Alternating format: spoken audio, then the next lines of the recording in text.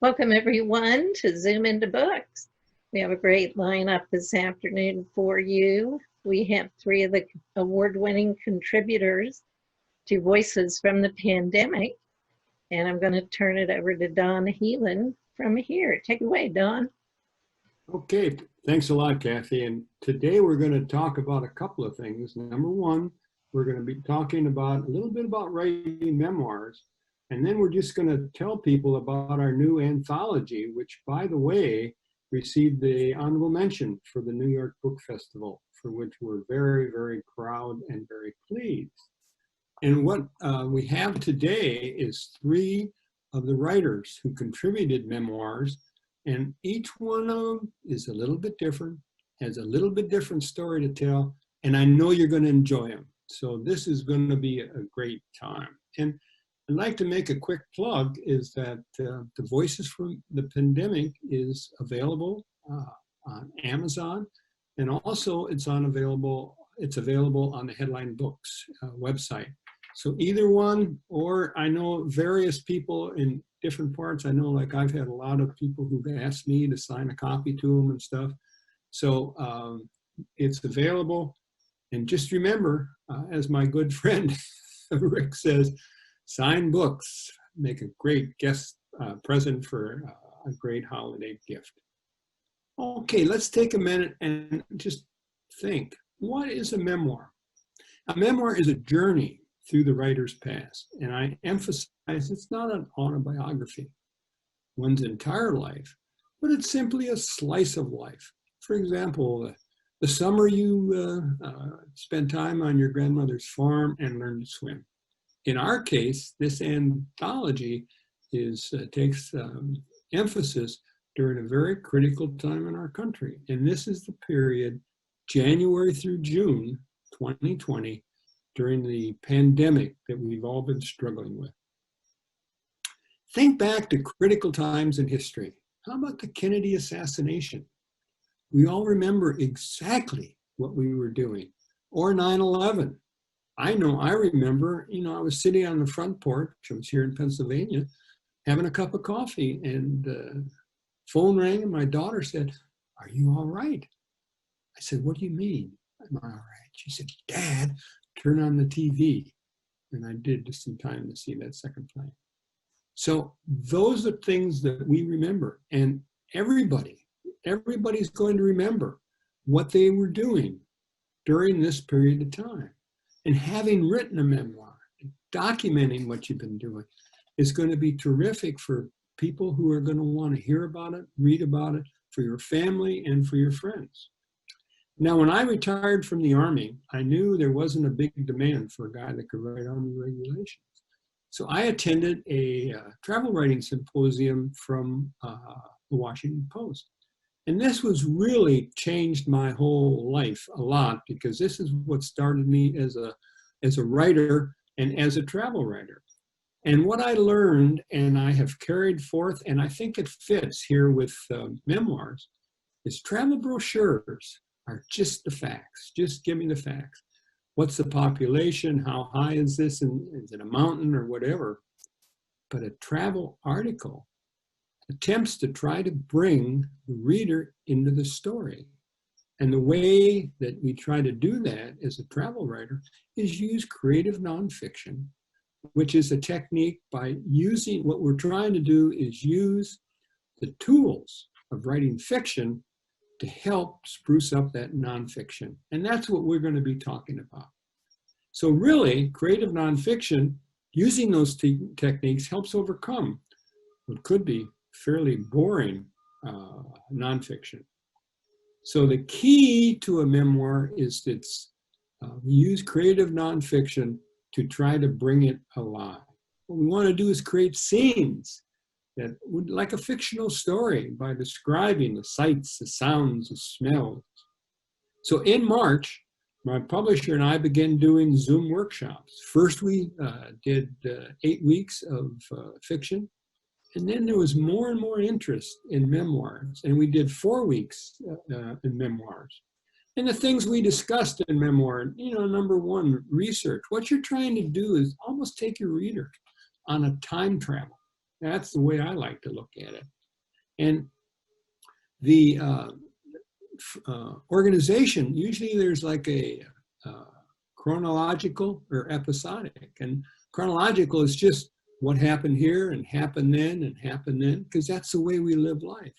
Episodic is little vignettes. And that can be very, very effective because it's like LA Law. Every week you have a different story, but it's still part of an overall. So those are the two types of story organizations. And then character. Character is so important. You want your character to appear to be believable and interesting, and that's what we're trying to do. We also use dialogue in memoir, and the reason we do that is you may remember your history books or your science books or whatever that had all these big, thick blocks of words. They're kind of scary and boring. So what you do is you try to use dialogue to bring things alive, bring your reader into the story, and break up those huge paragraphs. And the other one that's very important is appealing to the senses. A lot of people just talk about sight. I saw this or I saw that. But they forget about hearing, about taste, and certainly about smell. A lot of people don't realize that smell is the sense that's most tied to memory. You smell a bar of soap and it takes you back to your grandmother and the time you spent with her. So those are the sort of techniques that we've tried to use to help bring our memoirs alive. And I think our writers have done this very, very well. And I think you're going to really enjoy it. So once we decided to do it and selected the period, the first 6 months of 2020, publisher put out a call for memoirs, and we received a lot of memoirs. And we were able to pick what we thought were the best 32, that were the best written, and also gave us a summary of different places, different people, different things, whether it be musicians or writers or healthcare workers or whatever. So what I'd like to do now is to introduce each of the writers and have them read a short excerpt from their memoir. And at the end, then what we want to do is go and leave time for questions. Our first reader is going to be Lisa McCombs. And let me get her bio out. All these bios are in the book.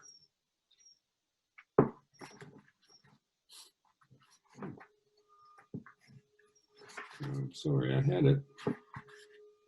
There she is.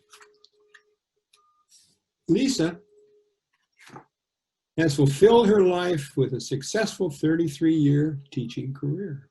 She's a reader's favorite award-winning author of young adult fiction with books that include Abby, Raspberry Beret, Opening Pandora's Box, Bombs Bursting in Air, and Praise Petals.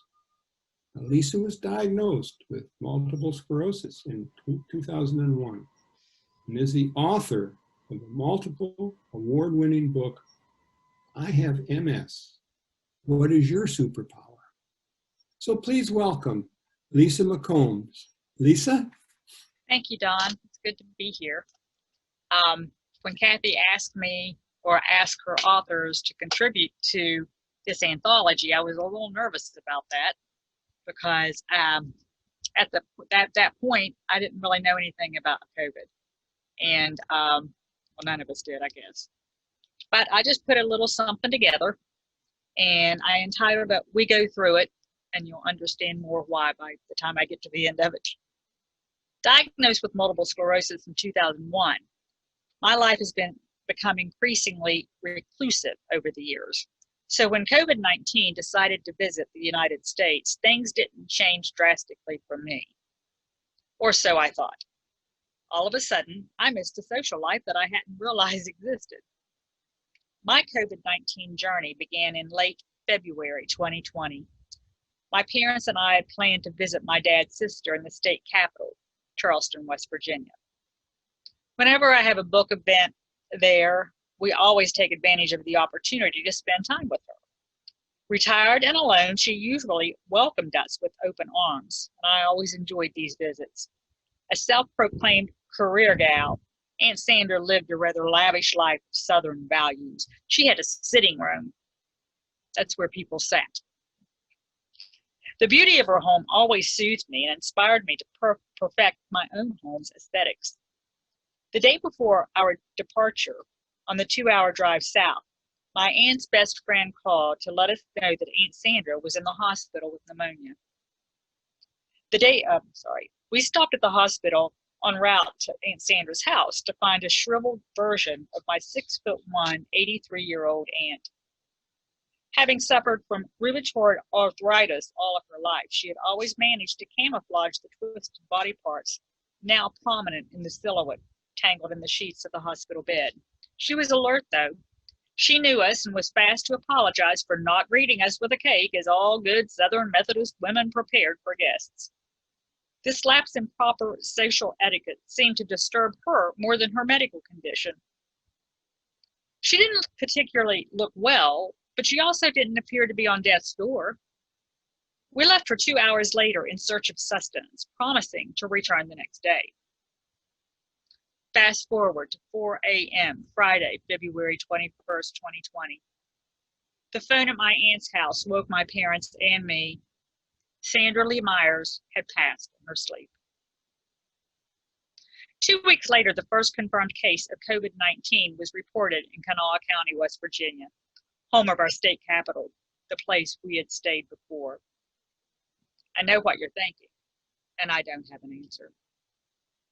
By mid-March, college and university spring breaks were lengthened, followed by a state mandate that all classes would finish the semester with virtual instruction. My son's much anticipated freshman year at West Virginia University was cut short. Not long after the statewide closing of all public schools, my husband lost his job, putting us in the unemployment system with thousands of fellow mountaineers.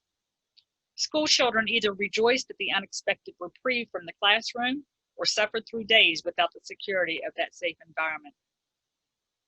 Americans glued themselves to the growing news of a widespread contagion covering our country. Businesses felt the sting of declined economic support. Hospitals were inundated with patients that didn't know how to treat.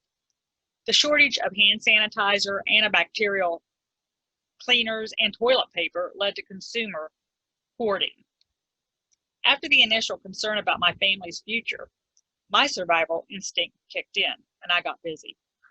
Instead of wallowing in self-pity and negativity, I decided to take advantage of the government's request to stay home.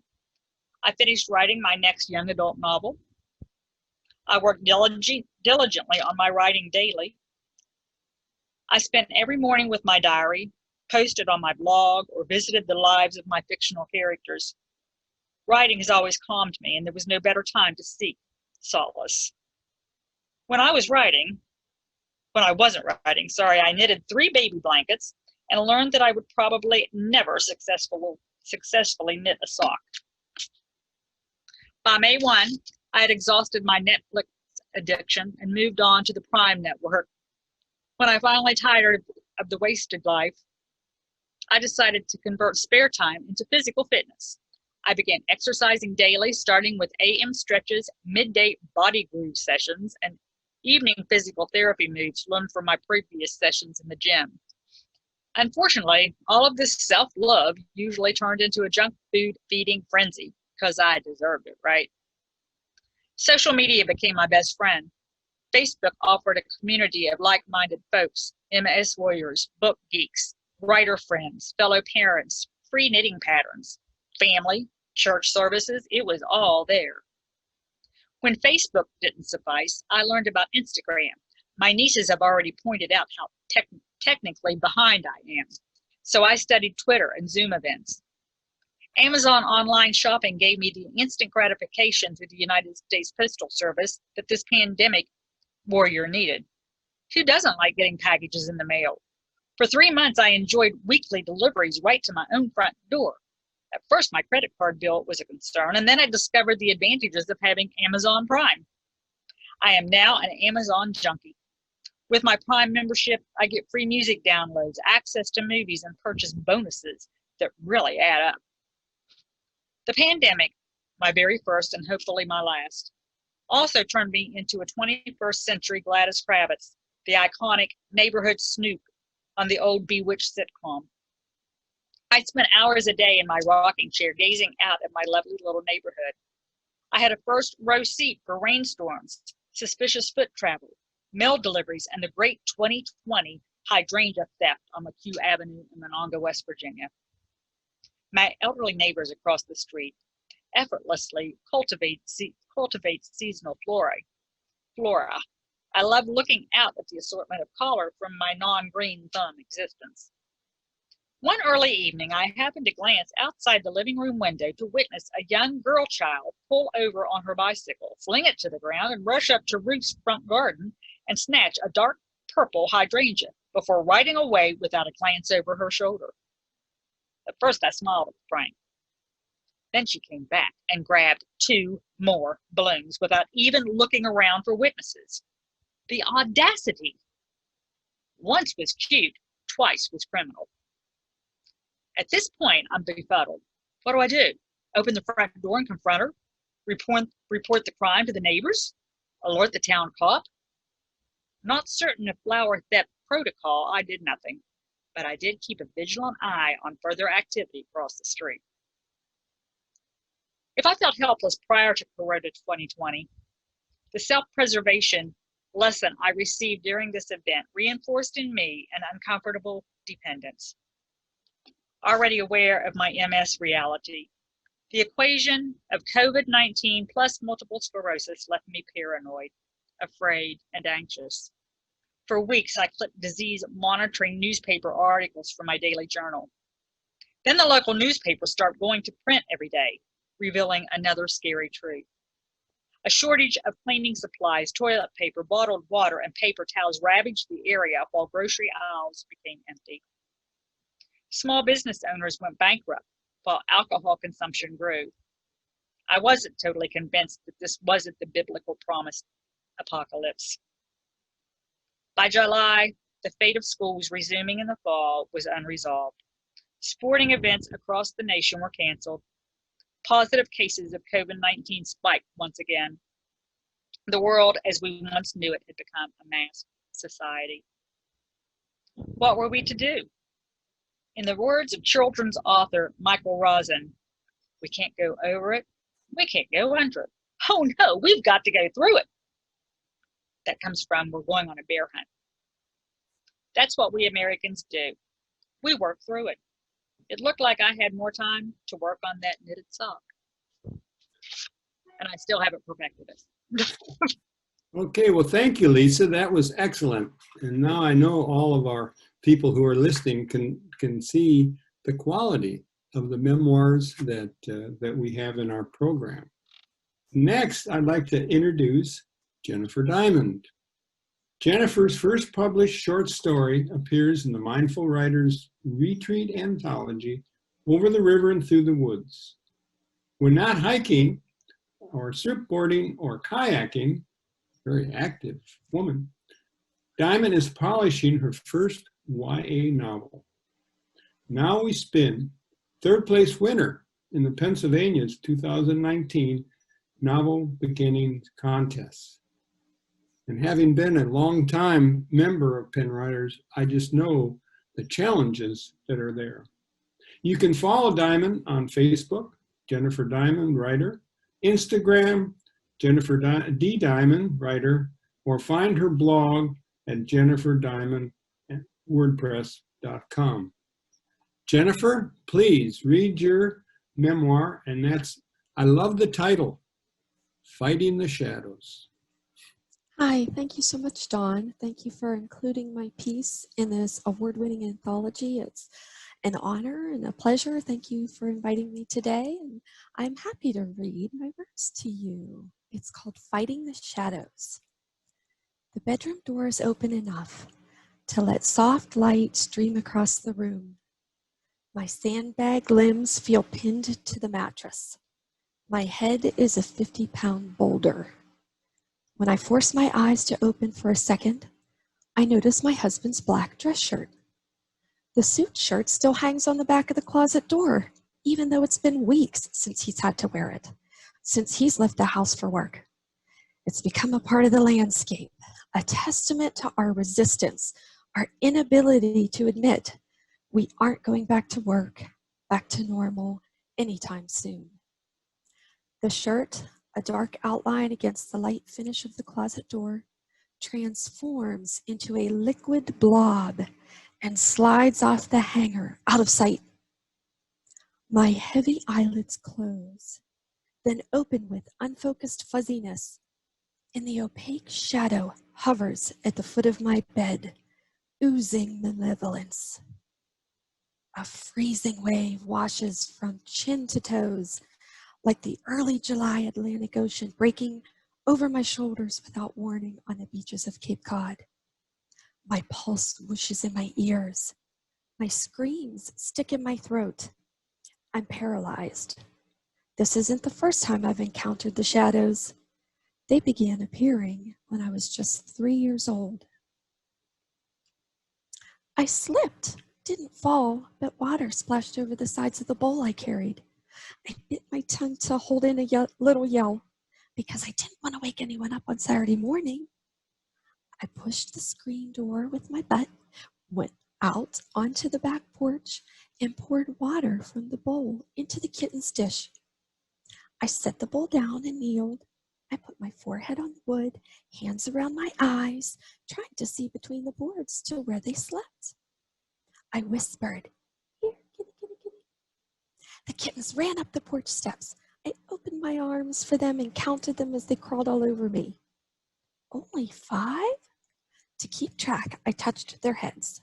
Star, Pooh, Lily, Aggie, Felix. Where's Oscar? I stood and brushed the gray paint chips off my legs. I saw him as soon as I looked through the porch railing. He was asleep on his side in the rocks beside the steps, tail straight, tongue sticking out. I wasn't allowed off the porch without a grown-up, but I wanted to wake him up. Back in the kitchen, I filled the same Tupperware dish I used to give the kittens a drink. This time I took the dish to the porch railing, lifted my hand over the top, and poured water onto Oscar. His orange fur smooshed flat against the wetness, but he was still sleeping. I went back to the kitchen sink, filled up again, and let the water trickle onto his head. His tongue moved, so I gave him more drinks. But Oscar was still asleep when the sun started feeling too hot on my skin, too bright in my eyes. "What you doing?" My arms flew up in the air and I dropped the bowl. The fancy Tupperware hit the bottom stair, bounced off the rocks, and landed in the yard. "No!" I ran down the steps into the cool grass, grabbed the bowl, and ran back up onto the porch. "Give it," my big sister Julie said as she yanked it from my hands. I put my fists on my hips and scrunched my face at her. This only made her laugh. "Look," she said, "you scratched it." I ruined the Tupperware. My belly flipped and flopped. Am I going to get in trouble? "What are you doing with it?" My sister looked over the railing. Her breathing changed. Her face looked scared, sad, mad, all at once. My skin tingled with goosebumps. I followed her as she ran into the house, through the kitchen, down the hallway to the bottom of the stairs. My head bumped into the backs of her legs when she stopped. "Dad," she yelled, "we need you."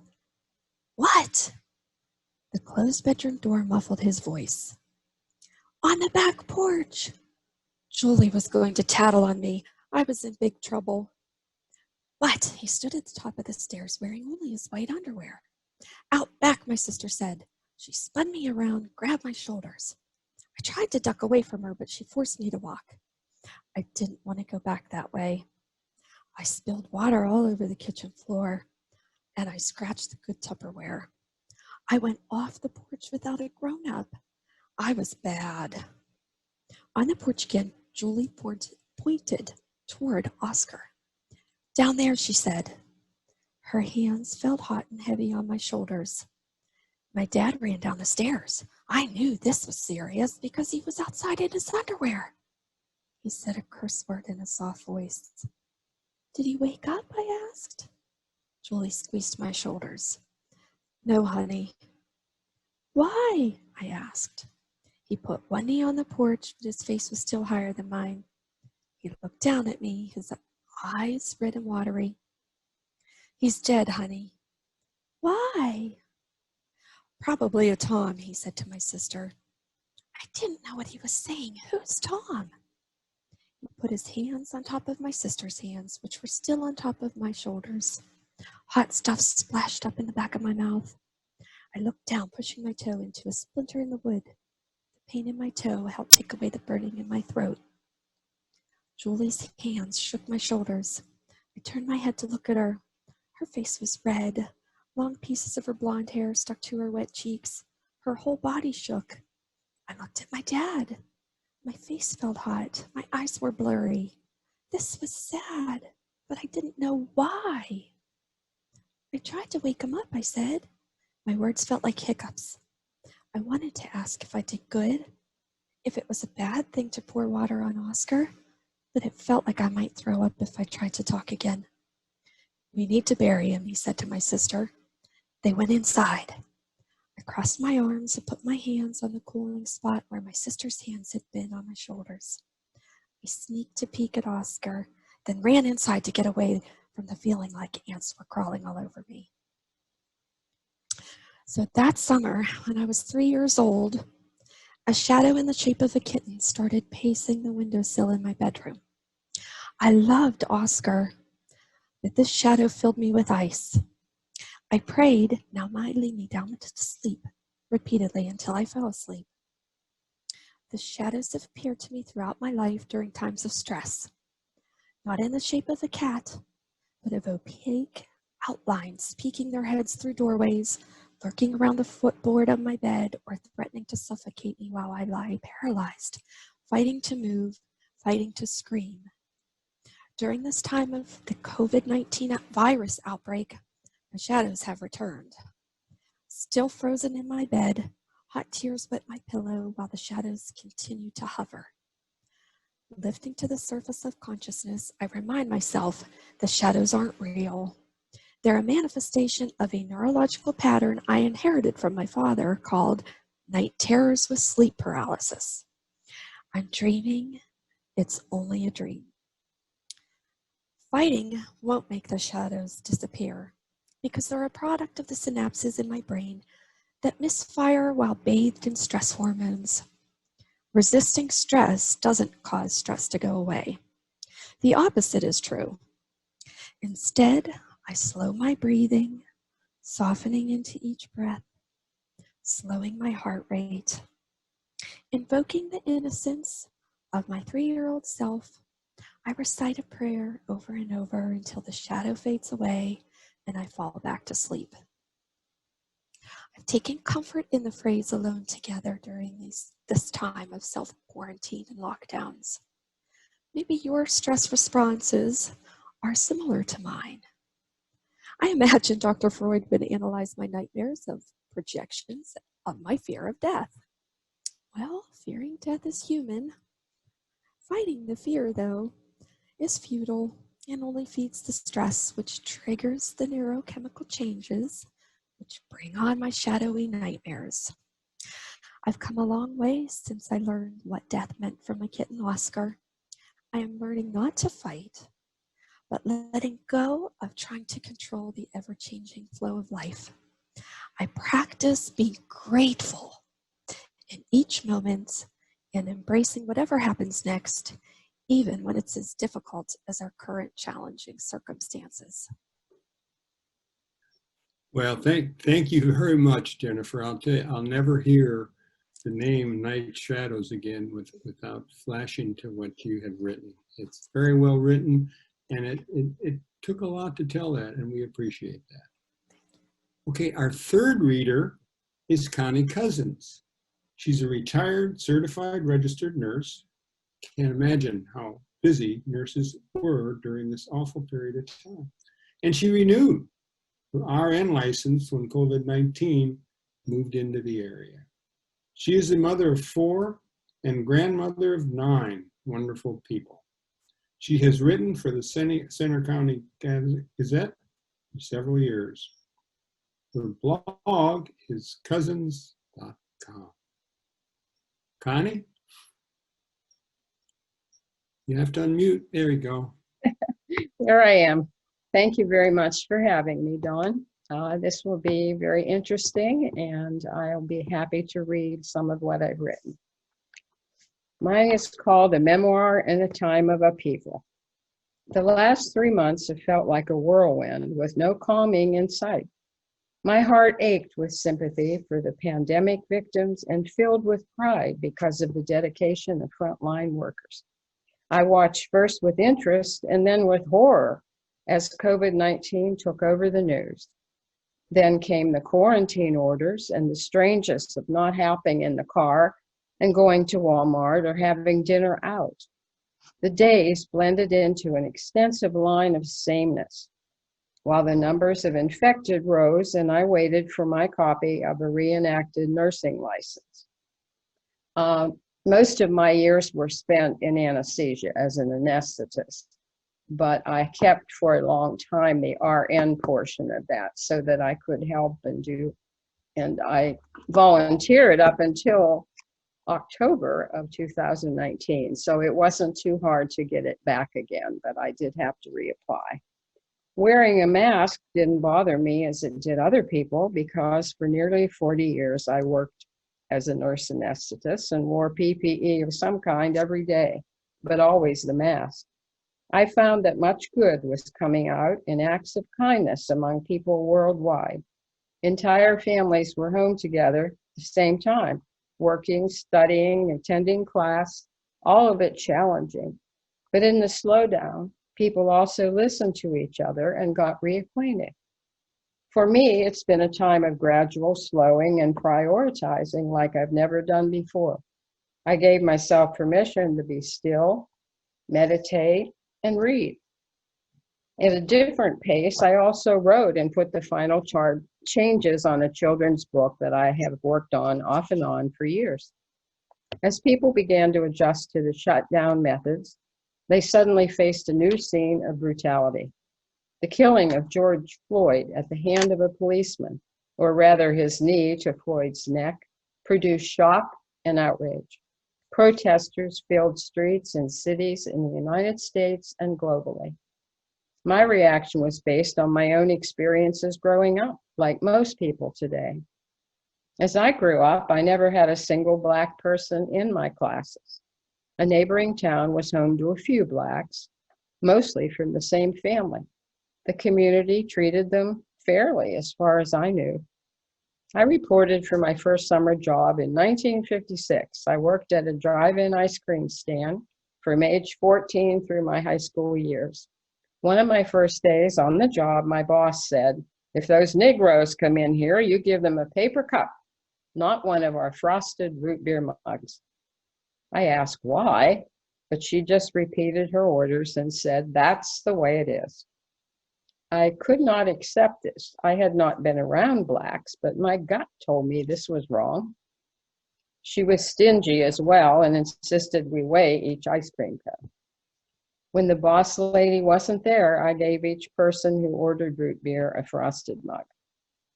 I did not feel for years that I had any prejudice, but was I ever tested? Not really.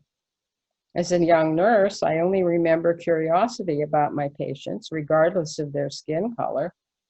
I examined their hair products and admired the beautiful skin of the young Black women. When riots erupted in the 60s, I had many mixed feelings. My husband, a state policeman, worked through the uprisings in Pittsburgh. I worried about him and wondered if things were as bad for the Blacks as they claimed. I didn't understand why there couldn't have been a more gradual integration in schools and in trying to enact the equality laws that came through about that time, the equal opportunity employment laws. In the 70s, I saw troopers admitted to state police academies with lower scores and of the same types of things in my nurse anesthesia school. One day, a Black student, an undergraduate classman, told 2 other anesthetists and me, "I'm not too worried, the NAACP will back me." He was talking about failing an exam. Unfortunately, his next trick was sniffing the gas from a gas machine in a vacant operating room early one morning. Dismissal came swiftly. From those experiences, I developed kind of simmering level of distrust and suspicion when dealing with Blacks at that time. I never felt Blacks were inferior, but after those years and the resulting efforts to desegregate schools and the working world, something changed. In my husband's world, I saw Black police officers suddenly promoted over white guys and women with more years and higher test scores. I secretly felt the government and the states were giving Blacks a leg up, whether they deserved it or not. How could this help the underlying problems? I'm not saying anything is or was fair regarding healthcare. It's always been obvious that poverty is difficult to overcome, and healthcare suffers as a result. I've always supported Head Start programs, things like that, as well as nonprofits, both local and national. My own 4 children also attended schools with few Blacks. Race relations were just not on our radar. My one son counted a Black girl among his friends in college. She occasionally came to the house for a weekend with other young people. She was lovely, and looking back, I hope we didn't cause her to feel out of place. So fast forward this woman to age 77, and I've had to take another look at my views, my beliefs, and my actions. I've always been horrified to see unfair treatment by law enforcement, but it was out there somewhere, not something I had to do anything about.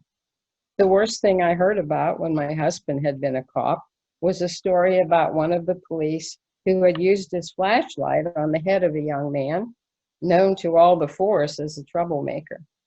People repeated that story because the young man himself told it and said, "That cop really got my attention. I straightened up after that." I don't think I stopped to think, hey, that was wrong. He could have caused brain damage.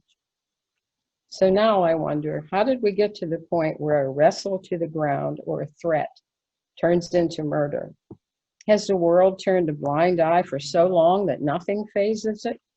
So I asked myself, what could I possibly do to help the situation?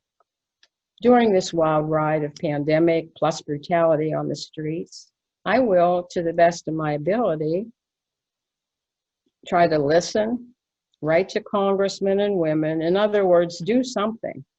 I think the time I have spent recently with tears in my eyes may have been a start, but I have a long way to go to understand or walk in a Black woman's shoes.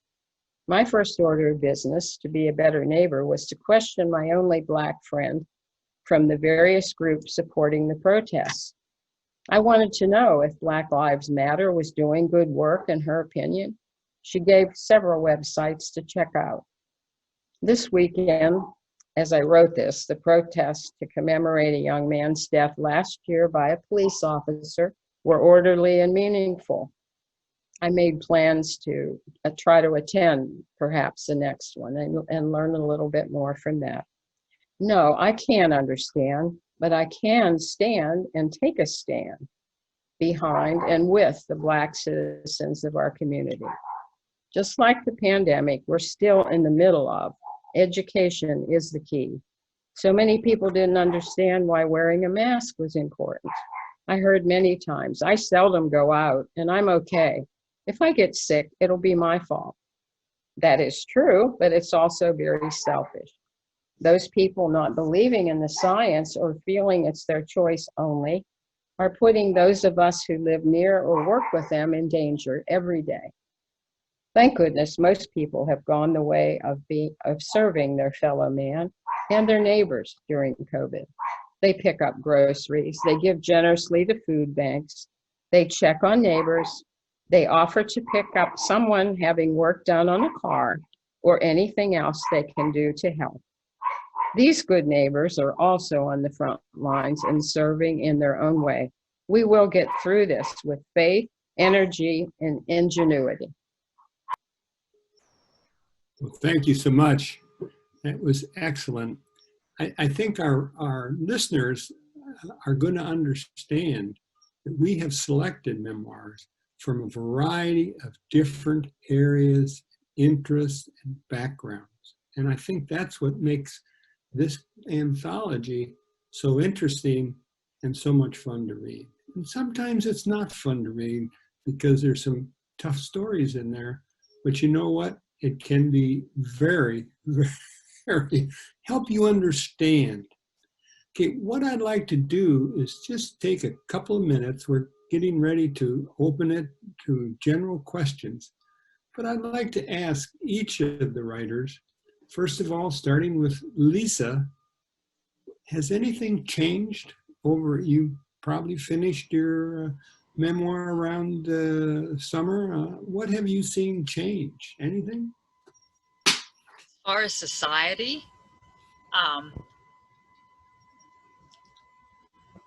I daily get more and more perturbed with the behavior of my fellow earthly citizens, because I don't understand why people can't wear their masks or, don't think of other people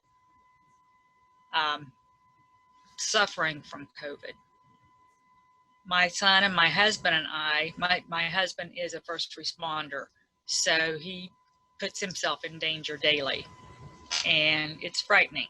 But he always asks my permission, do you mind if I go to this meeting? Or he'll come back from, he's a fire chief, and he'll come back from a fire or a disaster, and he'll say, I'm going downstairs, you won't see me for a couple of days. I mean, we all kind of take it upon ourselves to self-quarantine and keep one another safe. So we're fortunate in that way. But Dawn, honestly, every day just brings more fears to my heart. And I hate that. That's sad. Well said, my friend. Let me ask Jennifer, have things changed for you over since you completed your memoir? Oh, thanks for asking, Dawn. And first, I just want to tell Lisa, thank your husband for us. And thank you, Connie, for being on the front lines. I am so grateful for all the frontline workers, from cleaning staff, grocery workers, the truck drivers, everyone who works in healthcare. Thank you, thank you, thank you. So what has changed? Well, just recently I've had a sense of deja vu with the longer nights and the cooler weather. In my particular area of Pennsylvania, the numbers of COVID cases have spiked dramatically recently. And so my fear and anxiety has shot up a very similar way to the way I felt at the beginning. Felt a little bit of a reprieve in the middle of summer because, as Dawn read my biography, or my bio, I'm an active person, and when the weather's nice, I like to be outside, and that is really a stress reliever for me to spend time outside. I write outside, I exercise outside, I love being on the water. So now that the nights are longer and colder, it's harder to do those things. But I go for a walk every day, like Connie, I meditate every day, and write every day. Every day writing helps me, even if it's just journaling and making a list of my gratitude. Okay, how about you, Connie? Thank you, Jennifer. How about you, Connie? Have you seen things change over the last 6 months or so since you completed your memoir? Be sure to unmute yourself. I have to go along with what Jennifer just said. I also felt some relief in the summertime. I was able to meet at a park we would walk and a group of 4 friends, and we would sit apart at the picnic bench and we could talk for a while. And that really did a lot of good. And it's suddenly, like she said, everything has peaked. There's more cases, and we all backed off and said, we can't do this. We can't meet in each other's houses. So everybody in my family, we couldn't get together at Thanksgiving. So I live alone, and my one son was able to have me over to eat with them. But I walked in the door heading for the kitchen like you naturally do to see what you can do to help. And he said, go sit in the living room.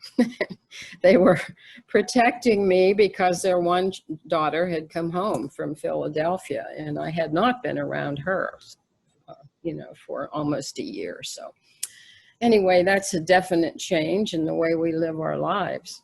The other thing was in my writing. I've been sort of playing with a book that I didn't really want to do an autobiography or even a real memoir. I've been writing a series of, I call it, a working title is Recalculating, but it's based on different things in my life and how I've had to make a change. I wanted to go to school, to college. It was too expensive. My dad wasn't working. I chose nursing. It was cheaper. Luckily for me, it's turned out quite well, and it's been a happy career and all that. Well, we're delighted that you chose the nursing area and anesthesia, which is a critical area. What I'd like to do, it's interesting, Kathy was able to find a friend who had a number of students. And I'd like to just read, and it's very short. The following 6th grade students attended Central Preston Middle School in West Virginia. Their essays are part of a summer social studies assignment about how the students were living history at this moment in their lives and how they would tell that story. And I just think that Riley, who's 12 years old, has told a very interesting story. And this is Riley Ruggles. Riley starts out, my life in quarantine was kind of, well, awful, but also good in a way. It was awful because the last day of school, we didn't know it, was St. Patrick's Day, and that was the day of the St. Patrick's Day dance. We were going out social studies when all of a sudden the monitor started speaking. May I have your attention, please? Our social studies teacher, Mrs. Schubert, quiet us down. Due to COVID-19, all after-school activities will be canceled from today on out until further notice, or something like that. But then everyone started talking. And just remember, this is a group of 6th graders. They were saying things like, this means the dance is canceled. So I guess we won't be playing basketball again. And while everyone else was talking, I was wondering, how will we do classes if there isn't any school? But there were a few bright sides of the pandemic. While I was doing my schoolwork, I could eat whatever I wanted, when I wanted, and I got to spend more time with my family and relax more. And just remember, reader, this is for all of you now, we will overcome this. And if happiness to you, just do what we did. Wash your hands, stay 6 feet apart from one another, wear a face mask. If you think you have symptoms, go to the hospital. Don't stay in large groups of people. And most importantly, don't go crazy over buying toilet paper like we did. So I'd like to thank Riley and I think we have 8 students, and just put yourself, and it's been a while since I was in 6th grade, but put yourself back in 6th grade if you can, and just think about what that meant. Okay, now I'd like everybody to unmute, and I would turn it back to Kathy to see if we have any questions from Facebook. Hi, everyone. That was really good. Everybody is so, you wrote from the heart on these essays. And we had a couple questions, but you all have covered them. So I don't have any further questions. Does anybody have anything else they'd like to add before we wind this up? Well, I certainly would like to thank all of our readers for taking the time out to share with us. And what I have said in the past, that this, I think the anthology represents so many different viewpoints. And I'd like to re-emphasize that our people that are listening to us can buy the anthology either on Amazon, or better yet, go right to Headline Books, and Kathy will make sure that you get your copy of the anthology. So thank you again for everybody, and it was a wonderful afternoon. Thank you. Thank you for having us. Yes, very Thank enjoyable. Thank you for having me. Thank you. Yes. Thank you all very much, and I hope you'll come back and see us soon. Bye-bye. Bye.